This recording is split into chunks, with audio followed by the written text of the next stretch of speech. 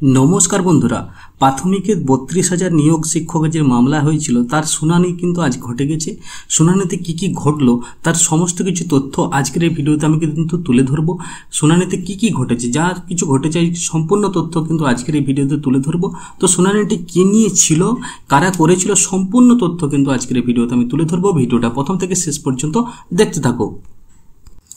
देखो एखाने कि आछे कलकाता हाईकोर्टे सम्प्रति किन्तु सम्प्रति 32,000 प्राथमिक शिक्षक चाकरी बातिल संक्रांत मामलार शुनानी हयेछे आजके। किन्तु এই मामलाटी 2016 सालेर प्राथमिक शिक्षक नियोग प्रक्रियार संगे जड़ित। 2016 साले जे प्राथमिक शिक्षक नियोग हयेछिल जेटा परीक्षा हयेछिल कत साले परीक्षा हयेछिल 2014 सालेर किन्तु एटा नियोग टेट माने टेट 2014 जेटा 16 साले किन्तु नियोग हयेछिल सेटार साथे किन्तु जड़ित आछे।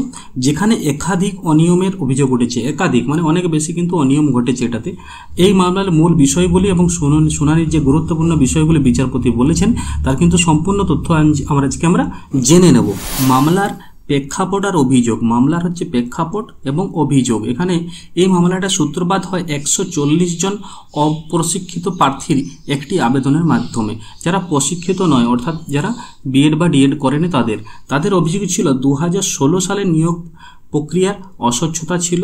অস্বচ্ছতা মানে কোনো স্বচ্ছতা থাকেনি, যেটার মধ্যে কোনো কিন্তু যে অনিয়ম হয়েছিল সেই অনিয়ম কিন্তু এটা ঘটেছিল। মেধা তালিকা প্রকাশ করা হয়নি, মেধা তালিকা কিন্তু প্রকাশ করা হয়নি, যে লিস্ট দেওয়া হয়নি কারা কারা পাস করেছে কারা কারা ফেল করেছে কত নাম্বার পেয়েছে সেরকম কিন্তু কোনো রকম মেধা তালিকা দেওয়া হয়নি। বলছে কম নম্বর পাওয়া চাকরি পেয়েছেন, কম নম্বর পাওয়া প্রার্থীরা চাকরি পেয়েছেন, যারা কম নম্বর পেয়েছে তারাও কিন্তু এটাতে চাকরি পেয়েছেন। পরবর্তীকালে এই মামলাটির বৃহত্তর দুর্নীতির তদন্তে মোড় নেয়। এটা যখন এই রকম ভাবে তদন্ত শুরু হয় তখন কিন্তু আরো অনেক কিছু এটার মধ্যে মূল বিষয় কিন্তু উঠে আসে এবং একটা অন্য মোড় কিন্তু এটাতে নেয়। এখানে দেখো এখানে কি বলছে পর্ষদের কি যুক্তি আছে, এই যে প্রাথমিক শিক্ষক নিয়োগ মামলাটা এটা পর্ষদের কি যুক্তি। শুনানিতে পর্ষদের আইনজীবী জানান যে আবেদনকারীরা প্রথমে অপ্রশিক্ষিত প্রার্থী হিসেবে মামলা করলেও পরে তাদের মামলাকে অন্যান্যভাবে কি বলেছে অন্যায্যভাবে দুর্নীতির অভিযোগের সঙ্গে জুড়ে দেওয়া হয়েছে। এবং কি বলেছে পর্ষদের আরও দাবি একক বেঞ্চ সাক্ষ্য আইনের 165 ধারা প্রয়োগ করেছে, যা সাধারণত বিচারপতি বিভাগীয় আদালতের কাজ। আদালতের আবেদনকারীর অভিযোগের উপর ভিত্তি করে সিদ্ধান্ত নিয়েছে এবং পর্যাপ্ত প্রমাণের অভাব ছিল। এটাতে কিন্তু অনেক কিন্তু প্রমাণের অভাব ছিল বলেও কিন্তু পর্ষদ মনে করে। এছাড়াও একক বেঞ্চের পদ্ধতিগত ত্রুটি এবং সাক্ষীদের তলব করার প্রক্রিয়া এগুলোর মধ্যে কিন্তু নিয়ে বিভিন্ন রকম প্রশ্ন উঠেছে। তাহলে এটাই ছিল পর্ষদের যুক্তি। এরপরে দেখো যে আদালতের পর্যবেক্ষণ এখানে কি উঠে এসেছে, বিচারপতি নিয়োগ প্রক্রিয়ার আপাততভাবে কি বলেছে দুর্নীতি হয়েছে বলে পর্যবেক্ষণ দিয়েছেন। এটাতে কিন্তু অনেক দুর্নীতি হয়েছে বলে বিচারপতি কিন্তু একটা পর্যবেক্ষণ দিয়েছেন। পর্ষদ যখন পদ্ধতিগত বিষয় নিয়ে প্রশ্ন তুলেছে তখন আদালতের দুর্নীতির বিষয়টিকে বেশি গুরুত্ব দিচ্ছে। যখন পর্ষদ কিন্তু যে প্রাথমিক শিক্ষা পর্ষদ অন্য একটা বিষয় নিয়ে প্রশ্ন তুলছে তখন কিন্তু আদালত কিন্তু সেটাকে কিন্তু আরো বেশি গুরুত্ব দিচ্ছে। আদালতের আরও উল্লেখ করা হয়েছে বিশেষ পরিস্থিতিতে প্রাথমিক আবেদনের বাইরে গিয়েও আদালতের বিষয়গুলি বিচার করতে পারে।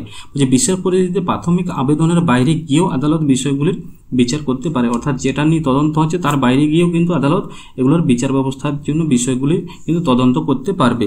এখানে মূল বিতর্কিত বিষয় কি আছে দেখে নাও। এখানে মূল বিতর্কিত বিষয় হচ্ছে অ্যাপটিটিউড পরীক্ষা সঠিকভাবে নেওয়া হয়েছিল কি না, এটা কিন্তু যাচাই করবে আদালত।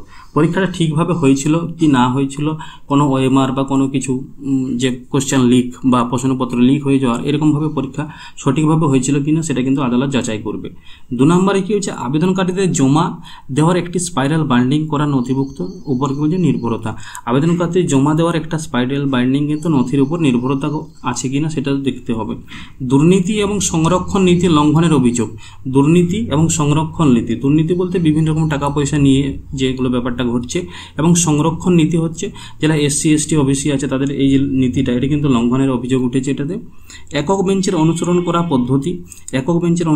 পদ্ধতি বিশেষত সাক্ষ্য আইনের ব্যবহার এবং ইন্টারভিউদের কি বলছে পরীক্ষা সংক্রান্ত বিষয়, এই সমস্ত বিষয়গুলি কিন্তু এখানে মূল বিতর্কিত বিষয়। বর্তমান পরিস্থিতি এবং পরবর্তী পদক্ষেপ কি হতে চলেছে, যে পর্ষদের যুক্তি এবং এখনো পেশ করা হচ্ছে। একক বেঞ্চের পদ্ধতিগত অনিয়মের উপর জোর দেওয়া হয়েছে। আদালত বলছে আবেদনকারী এবং অন্যান্য আবেদনপত্র জমা ব্যক্তিদের বক্তব্য শোনার জন্য পরবর্তী শুনানির দিন ধার্য করেছে। এই মামলাটি পর্ষদের একটি কি বলেছে দেখো, এই মামলাটি পর্ষদের একটি বলছে ক্ষতিগ্রস্ত শিক্ষকদের 43টি মিলিয়ে মোট 44টি তপশিলি আপিল জমা পড়েছে। মোট কত 43টি মিলিয়ে সবাই মিলে কতগুলো পড়েছে 44টি কিন্তু আপিল জমা পড়েছে। এছাড়াও অসফল প্রার্থীরা একাধিক আবেদন জমা দিয়েছেন এই মামলার বিরুদ্ধে। এবার বলছে এই মামলায় রাজ্যের কি বলছে রায়ের কি বলছে এই মামলায় রায় রাজ্যের বহু প্রাথমিক শিক্ষকের ভবিষ্যতে নির্ভর করবে। প্রায় 32,000 শিক্ষক। এখানে নিয়োগ প্রক্রিয়ার স্বচ্ছতা নিয়ে গুরুত্বপূর্ণ প্রশ্ন উঠেছে। পরবর্তী শুনানির দিকে বলছে নজরে থাকতে হবে। এখানে পরবর্তী শুনানির একটা ডেট দিয়েছে এবং সেই ডেটে কিন্তু তোমাকে নজর রাখতে হবে। যারা কিন্তু এখানে কিন্তু মানে খবরটা দেখেছো, যারা সবাই দেখছো, পরবর্তী যারা তোমরা এখানে যারা 2016 সালে এখানে চাকরি পেয়েছো তারা কিন্তু এই সব কিন্তু নজরে রাখবে। তো বন্ধুরা, এটাই ছিল আজকের যে 32,000 নিয়োগের যে শুনানিটা ঘটেছিল তার বিতর্কিত সমস্ত কিছু তুলে ধরলাম আজকের এই ভিডিওটা ভালো লেগে থাকলে অবশ্যই ভিডিওটিতে লাইক করবে, শেয়ার করবে এবং বন্ধুদের মাঝখানে এটা কিন্তু অনেক শেয়ার করবে এবং কমেন্ট করবে কে কোন জেলা থেকে ভিডিওটা দেখছো।